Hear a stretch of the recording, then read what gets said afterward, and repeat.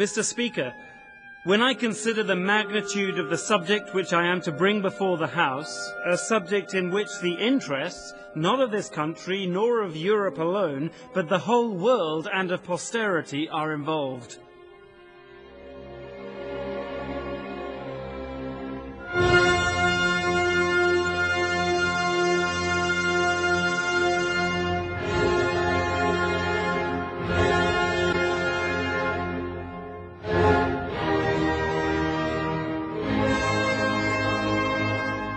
We are all guilty.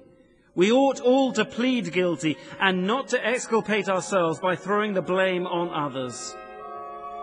I must speak of the transit of the slaves in the West Indies. This, I confess, in my own opinion, is the most wretched part of the whole subject. So much misery condensed in so little room is more than the human imagination had ever before conceived.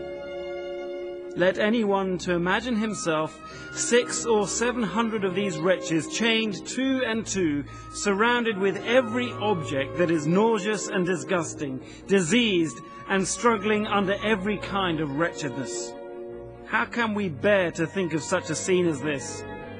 One would think that it had been determined to heap upon them all the varieties of bodily pain for the purpose of blunting the feelings of the mind. As to claims of their singing, what shall we say when we are told that their songs are songs of lamentation upon their departure, which, while they sing, are always in tears, insomuch that one captain threatened one of the women with a flogging, because the mournfulness of her song was too painful for his feelings. In order, however, not to trust too much in any sort of description, I will call the attention of the House to one species of evidence which is absolutely infallible. Death. Death, at least, is a sure ground of evidence, and the proportion of deaths will not only confirm, but if possible will even aggravate our suspicion of their misery in this transit. I confess to you, sir, so enormous, so dreadful, so irremediable did its wickedness appear, that my own mind was completely made up for its abolition. I from this time determined that I would never rest till I had effected its abolition.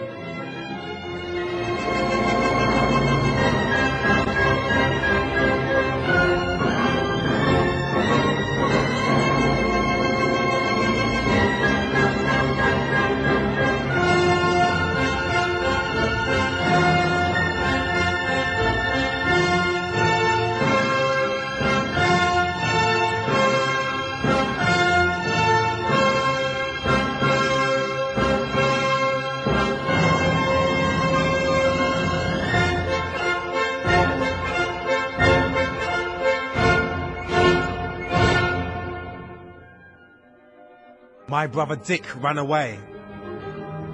They caught him and brought him home. As they were going to tie him up, he broke away again, and they hunted him with horses and dogs, till they took him. Then they hung him up to a cherry tree in the yard by his 2 hands, quite naked except his breeches with his feet, about half a yard from the ground. They tied his legs close together and put a pole between them, at one end of which one of the owner's sons sat, to keep him down, and another son at the other. And after he received 500 lashes or more, they washed down his back with salt water and rubbed it in with a rag, and then directly sent him to work in the tobacco fields.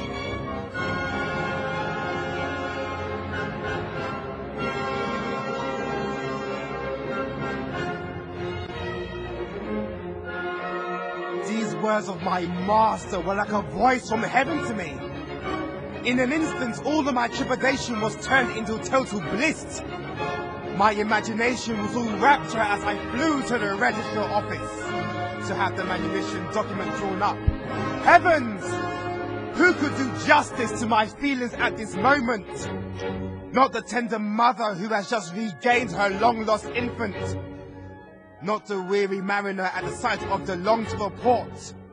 The white as well as the black people in Savannah immediately styled me by a new name. The most desirable name in the world. The name of Free Man!